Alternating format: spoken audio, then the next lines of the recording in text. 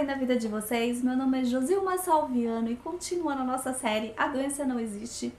Eu vou responder algumas perguntas que me fizeram faz um pouco de tempo, gente, mas como os vídeos eles são preparados e programados, então acaba demorando assim para responder porque vai entrando, né, conforme eu vou recebendo e já na sequência mesmo dos vídeos. Então vamos lá. Deixa eu ver aqui quem foi que me perguntou. Vamos lá. Ah, tá. O Alex Duarte, ele falou que concorda comigo sobre a doença, que a doença não existe e tal, mas ele não concorda com a questão de não comer carne, tá? Tem um livro que eu tenho que fala sobre a carne e a saúde, do Alphonse Balbat, que depois eu vou falar mais sobre isso bem detalhado. Só que é o seguinte, aí ele fala, não, mas tem na Bíblia que Deus deixou a gente comer carne, tanto que foi de 2 em 2 animais, né, entrou na arca de Noé, aquela história, né. Quando você tem escolhas, o ideal é não comer carne. Por quê? Aqui no nosso Brasil e na maioria dos países, graças a Deus, nós temos agora plantações de alimentos de tudo. Tanto que tem a história na Bíblia também daqueles 3 jovens, acho que é... Eita, o nome deles são difícil. Eu até contei a historinha pra minha neta esses dias. São 3 jovens na Bíblia que o rei queria dar vinho, comida, bastante carne para eles comerem, para eles ficarem bem inteligentes e fortes. E aí eles falaram que não, eles só iam comer, acho que frutas, verduras e legumes. Aí o rei concordou que se durante esses 10 dias eles ficassem mais inteligentes que os outros, aí eles poderiam continuar na dieta deles. E aí, depois de 10 dias comendo apenas essas coisas, né, na dieta que eles seguiam, tudo que o rei perguntava, eles respondiam mais sabiamente do que, né, os sábios do rei. Agora eu não lembro o nome, gente, me perdoe, mas nossa, o nome bíblico também é bem diferente. Acho que é Belzedeque, alguma coisa assim, o outro, é um nome difícil. E aí eles continuaram comendo, né, os alimentos que eles escolhiam e eles se tornaram mais fortes realmente do que os rapazes que comiam carne. Por quê? Eu fiz esse teste também, já de uma semana sem comer carne, e olha, foi assim maravilhoso, porque só comer legumes e verduras e frutas, tudo cru.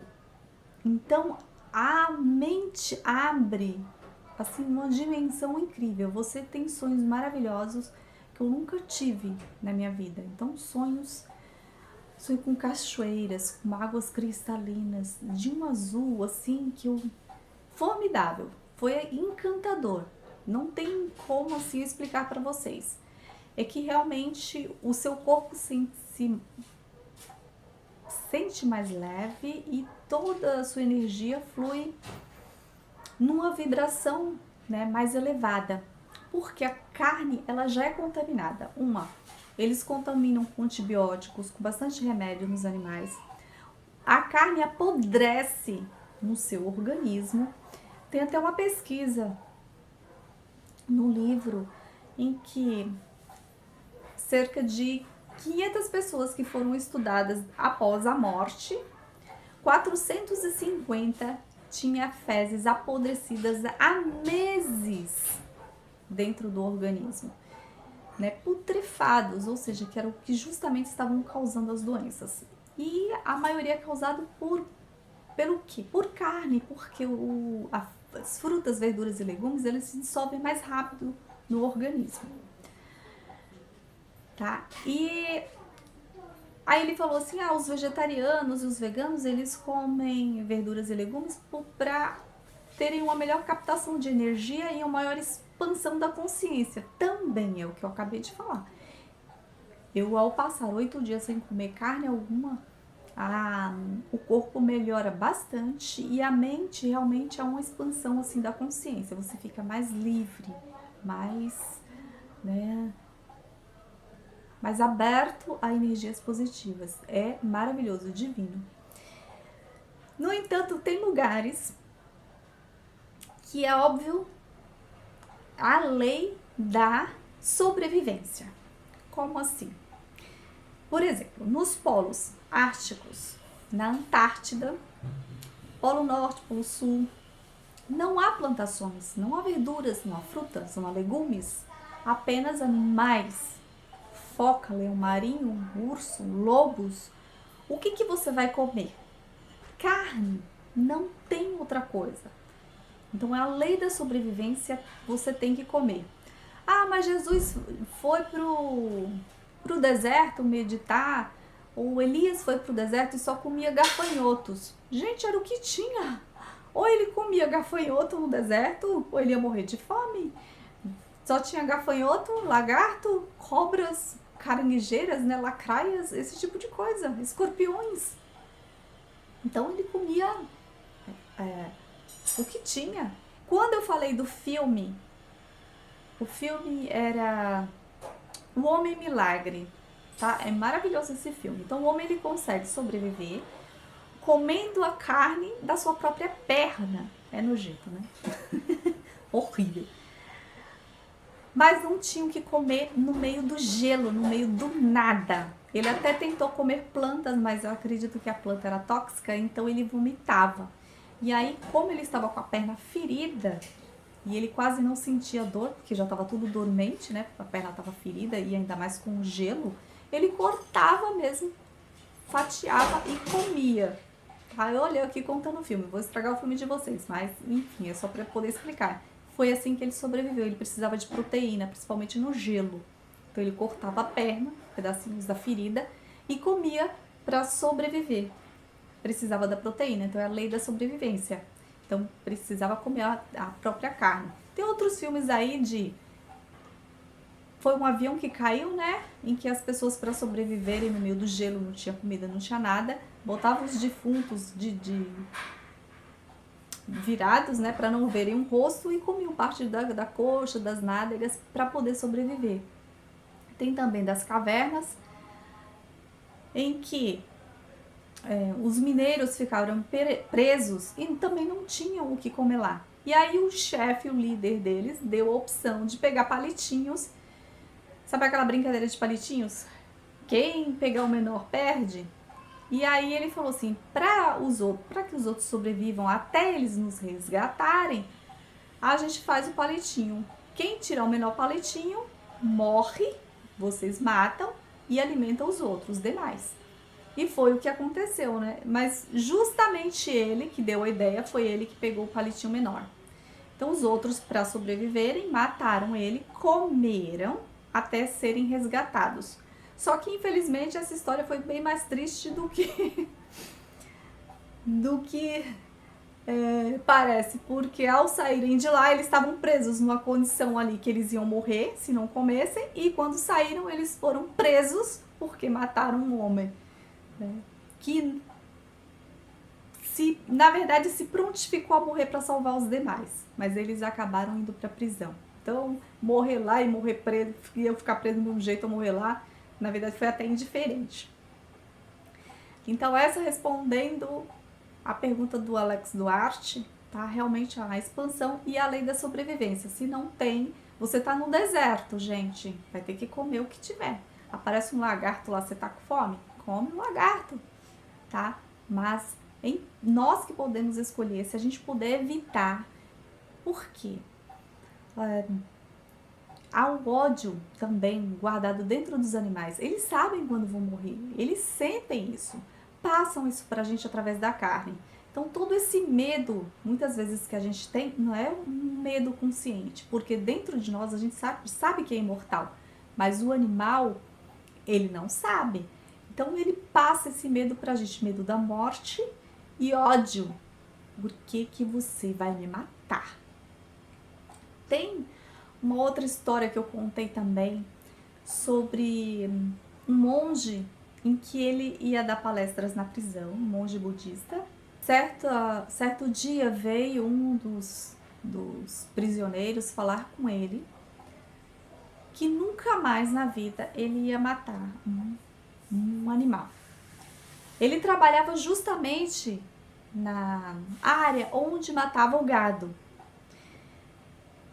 E nesse dia, ele estava contando para o monge, né? Que nesse dia específico, quando ele estava lá pronto para matar, então vinham os animais, passavam por toda aquela cerca na frente dele, aí depois eles atiravam, matavam, né?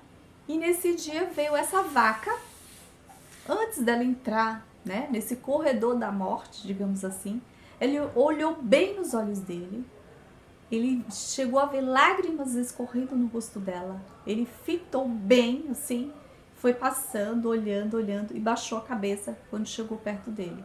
Tipo, o que você vai fazer comigo? Ou por que você faz isso? Ele não se conteve, chegou a chorar e não teve coragem de matar a vaca. E não deixou também ninguém fazer isso. E a partir dali ele falou, mentira desse local. Vocês podem arranjar qualquer pessoa, mas eu não mato mais nenhum animal. Então se engana quem acha que os animais não têm sentimentos, que eles não sabem que vão morrer. Eles sabem, sentem e passam esse ódio pra gente, esse medo. Então o medo que você sente instintivamente de morrer vem dos animais, não é nosso, porque nós sabemos que a nossa vida é eterna, tá? E o ódio, por que você está me tirando a vida? Então muita gente que tem bastante ódio, quem mais gosta de comer carne? Quem gosta muito de comer carne? Geralmente são os homens. E depois causam o quê? Artrite, gota, que dói os ossos, excesso de carne no organismo. Então já vou dizendo aí o que a carne causa. Bom, mas aí fica a critério de vocês podem comer o que quiser. Eu tô dando exemplos aqui. Vamos para a próxima pergunta. Olha, a Fabiane, ela tem 2 filhos e ela quer saber como trabalhar os filhos. O filho foi diagnosticado com lúpus e a filha com púrpura. O que fazer? Filho com lúpus e a filha com púrpura. Gente, ambos são doenças autoimunes que atacam o organismo. É bem difícil, né? Porque aí o organismo está atacando o próprio organismo. Ou seja, o nosso exército que serve foi todo treinado para nos defender de micro-organismos e está, na verdade, nos atacando. No caso de crianças, gente, se for até 7 anos e meio, ela é controlada praticamente pela mente da mãe. Então, tudo que acontece com ela, as enfermidades, a mãe tem total influência sobre ela. A partir dos 7 anos e meio, 8 anos, até os 14, é a mente do pai. Ou seja, o pai está influenciando de tal forma que está manifestando essa doença. Dos 14 e meio para cima, aí no caso é a própria criança ou o próprio adolescente que já está liberto da mente dos dois, né, que são a base, a estrutura e o canal por onde Deus pôde se manifestar, mas eles estão aí engateando aí na vida e tomando suas próprias decisões. E aí, se manifestou depois disso, eles já estão atraindo com a própria mente esse tipo de doença. Aí antes disso, antes dos 14, tem essa fase da mãe e do pai. Há também, gente, é claro, o karma da criança. Eles não vão vir adoecer assim do nada, sem que é só simplesmente a mãe está afetando e o pai também. Não, tem a parcela da criança também, tá? De outras vidas, de reencarnações anteriores. Então ela traz aquela carga, o karma que ela tem que pagar, tá?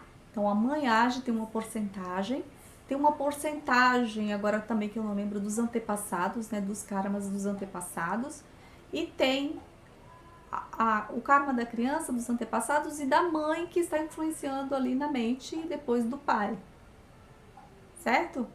Aí como assim dos antepassados? Tem na Bíblia, gente, a gente paga até a 7ª geração. Então o que os nossos antepassados fizeram, até 7ª geração para frente, a gente vai pagando. A gente não sabe que geração que foi, mas a gente tá pagando. Às vezes tem aquela doença que vem na família, que se manifesta porque a gente tem essa parte que está que venham se manifestando por causa deles, né? A gente tem um padrão de comportamento, essa questão da doença de dizer a hereditariedade, na verdade, o padrão de comportamento que a gente acaba repetindo dos nossos antepassados. Então, esse padrão de comportamento faz com que eu desenvolva mesmo doenças que eles tinham, ou uma nova, né? Porque como são muitos antepassados, eu posso juntar padrões de pensamentos de vários, e aí surgiu uma nova doença ali. Como a gente carrega, se a gente se analisar, quantas células a gente não tem no nosso corpo e quantas pessoas não foram necessárias para montar esse corpo, né? De quantas? Imagina, tem os nossos pais, papai e mamãe, depois tem o papai da mamãe, a mamãe do papai e o papai, né? Então daqui aí tem os pais dos avós e os do vovô, os pais da vovó, e assim vai indo tantas pessoas, tantas células para chegar até aqui. E todas essas memórias de células estão guardadas dentro da gente. Então, a gente pode sim carregar dentro da gente todas essas memórias que podem se desenvolver e manifestar em doenças que são karmas, né? Que vem pagando, né? Que são aquelas de... Na Bíblia fala de maldição, né? Aquelas maldições. Pode ser quebrado, Josilma? Claro, né? Isso aí é com oração, isso é com benefícios à humanidade, desde que você se volte com amor, se doe mais, se ajude mais as pessoas. Aí quando fala em doar amor, as pessoas acham que tem que ser pastor, gente, tem que ser padre, tem que... Não, você pode manifestar amor onde você está, se você está trabalhando, se você está estudando, ajuda o colega do lado que está com dificuldade na lição, né? A minha filha, por exemplo, a mais nova, ela é escoteira, então ela ganhou o Lis de Ouro, melhor escoteira do grupo, a que mais ajuda, que mais se dedica nas tarefas e ajudar o próximo. Então ela não só fazia a lição dela, mas ela terminava, perguntava o que você precisa para terminar a sua, estava ali pronta. Então isso é maravilhoso, é amor. Quanto mais você doa, procura alguma coisa que você goste e que possa beneficiar as outras pessoas. Não importa que seja uma criança. Tem a história de uma criança que eu fui no Parque Maeda e eu acabei comprando um imã, que tem lá um origami de um pássaro, e eles falam que esse pássaro ele realiza qualquer desejo. Eu vou contar a história aqui. Então, na época da Segunda Guerra Mundial, essa menina, ela escapou viva, ilesa, não sofreu nada, só que quando ela estava na adolescência, ela começou a passar mal e descobriu que estava com câncer. E aí os amigos falaram que se ela fizesse esse origami, que significa o pássaro, um pássaro que realiza todos os desejos, ela se curaria. E é um pássaro da paz. E ela começou a fazer, mas tinha que fazer 1000. Então ela começou a fazer para distribuir para as crianças e pedindo paz ao mundo. Cada um que ela fazia, ela pedia paz para o mundo, paz para o mundo, paz para o mundo. Então olha quanto sentimento de amor enquanto ela estava no leito do hospital fazendo. Só que ela acabou falecendo, né? Quando estava nos 600 e poucos origamis, ela chegou a falecer. E os amigos, né, numa forma de carinho, numa forma de respeito a ela, resolveram fazer o restante que faltam até os 1000. Então eles completaram os 1000 por ela. E aí se espalhou a história dos origamis pelo mundo e tem esses imazinhos que significam paz. Aí tem até as ONGs que formaram-se depois, tem dela, né? O nome dela, que agora eu não lembro, é nome japonês também. E eles fazem para incentivar a paz. Olha, agora mesmo o mundo está em guerra, né? O mundo em si não, mas a Rússia e... agora até esqueci o outro nome do país. Estão lá em guerra. Então o que a gente pode fazer? Uma oração. Quando eu faço uma oração, eu estou emanando energias boas para ele. Quantas pessoas não estão morrendo e sofrendo lá? Sofrendo porque perderam parentes, sofrendo porque estão sendo represárias, estão sofrendo represárias lá. Então, tudo isso a gente pode emanar energias boas. Mesmo eu não saindo daqui, eu posso fazer oração por eles, certo? Como reverter essa situação, né, Fabiane, da doença aí dos seus filhos? Se for, neste caso, tiver menos de 7 anos, você vai ter que trabalhar a sua mente, porque de repente a sua mente está em atrito, ou com o cônjuge, ou com você mesmo. Às vezes a gente tem frustração com a gente mesmo e acha que é com a outra pessoa. A gente sempre se espelha na outra pessoa, acha que o problema é com ela. Então você tem que trabalhar esse problema em si mesmo. Tem que trabalhar também nas crianças, que a doença não existe, que elas vão passar por isso, que elas vão conseguir, que elas não precisam se auto-atacar, se auto-defender, sendo que não há inimigos, né? Há só luz no mundo. Então é algo mais profundo que eu vou ter que trabalhar depois, tá? Isso aí. E se for acima de 7 anos e meio, aí vai ter que trabalhar a mente do pai, né? Com relação a isso. Às vezes eu não sei como é a relação com o pai, então é algo assim que tem que ser estudado também. De repente não mora com o pai, né? Mora só com a mãe. E se, ai, Josi, mas tem a questão dos antepassados. Os antepassados eu não sei de que religião você é. Aí religião é outra coisa que às vezes impede a pessoa de fazer certas práticas, digamos assim. Se for católica, você pode ir na igreja e pedir oração por todos os antepassados. Põe o nome dos antepassados das famílias e pede para o padre fazer aquela missa, tá?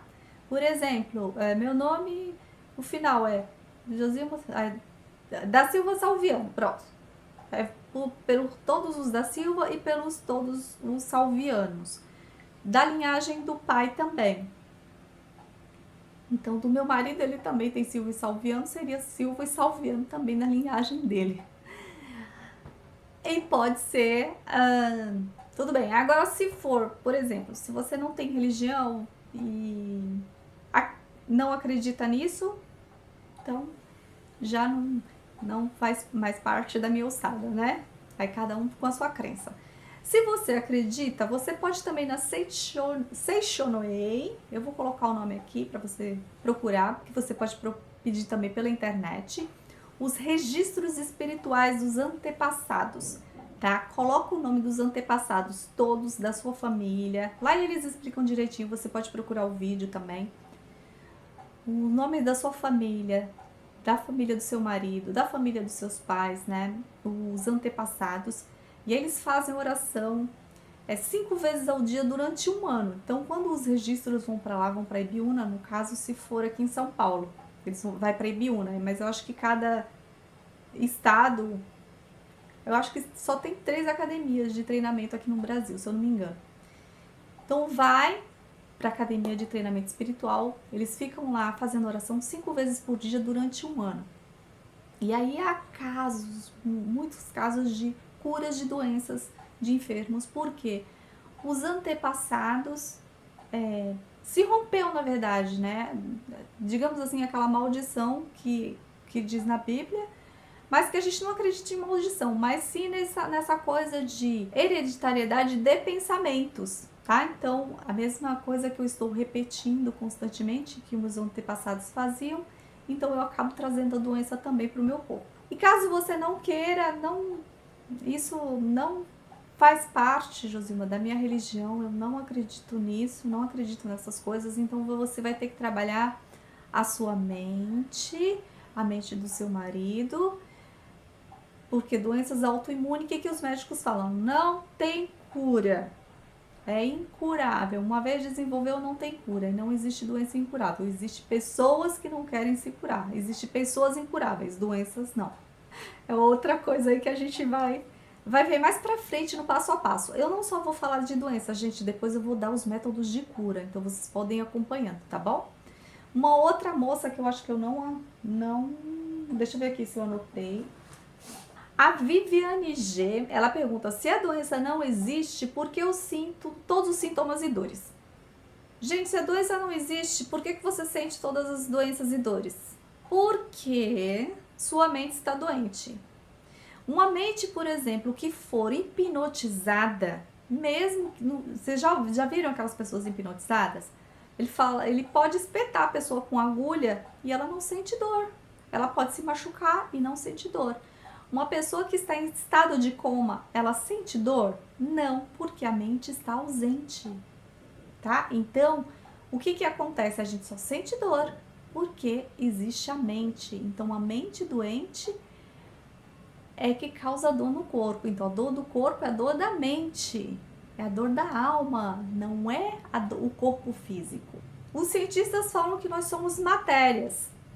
Então, se nós somos matérias, a estátua também é matéria. Por que uma matéria, uma estátua, ela não sente dor, não sente frio, não sente calor, não sente nada? Porque ela é pura matéria. Mas nós somos um organismo vivo, onde habita uma alma, onde habita uma mente. E essa mente é responsável por tudo que acontece no nosso corpo. Então, à medida que a mente atua, ou eu posso ser saudável, ou eu posso ser doente. Ou Viviane, aí você vai ter que acompanhar para você ir assimilando aí passo a passo, porque senão esse vídeo vai ficar muito extenso, mas a doença do corpo é a doença da alma.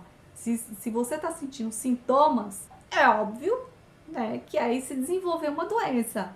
Mas por quê? A sua mente está presente e ela que criou, então ela pode também fazer com que a doença desapareça. Ela é a única responsável por isso também, tá? Teve uma outra que eu não anotei. Ela falou assim: a doença existe, Josilma, porque existem os micro-organismos, os micróbios, os vírus, as bactérias. Verdade, gente, isso é verdade. Se você colocar um microscópio e você olhar, você vai ver, né? Inclusive na nossa pele, ou então dentro da gente, vírus, bactérias, fungos nas unhas, né? Tudo isso você vai ver. Tanto que quando a gente morre, o que que acontece? Menos de 24 horas a gente já tá podre, o negócio começa a feder. Por quê? Os vírus, os fungos e bactérias que estavam no nosso organismo, eles atacam. Ali não tem mais mente. Então, olha, vamos dominar tudo. Entenderam? Então, assim, a mente saiu, não existe mais vida, então vamos dominar. A nossa defesa, onde o subconsciente dominava, como ele não está mais ali, os vírus atacam. E por que ele não ataca a gente quando está vivo? Porque a gente tem o sopro divino, a gente tem alma. E essa supraconsciência, né? Porque nós temos a consciência, nós temos a mente, o subconsciente e a supraconsciência, que é divina. Então, a supraconsciência é preciso que a gente se esforce um pouco, embora ela esteja dentro da gente, é que a gente precisa desenvolver, trabalhar um pouco para que ela se expresse mais. Porque a mente acaba, a gente pensando tanta besteira, e a gente não filtra muitas coisas, ela abafa a supraconsciência. E o subconsciente, que é o que domina seu coração, o palpitar do seu coração, a sua respiração. A gente não precisa ficar contando quantas vezes eu respirei agora, não sei. Quantas vezes eu pisquei os olhos, não sei, porque o subconsciente, ele trabalha mecanicamente. Quando a pessoa morre, sumiu aí a mente, a supraconsciência e o subconsciente. Então os micróbios, vírus, bactérias dominam tudo. Agora, enquanto a gente está vivo, né, aí o subconsciente ele domina. Porém, quando o subconsciente ele está guardando muita coisa que a mente jogou dentro dele, coisas negativas, sentimentos negativos, então vai se transformar em doença. Ele não sabe o que é certo, o que é errado. Não existe isso no subconsciente.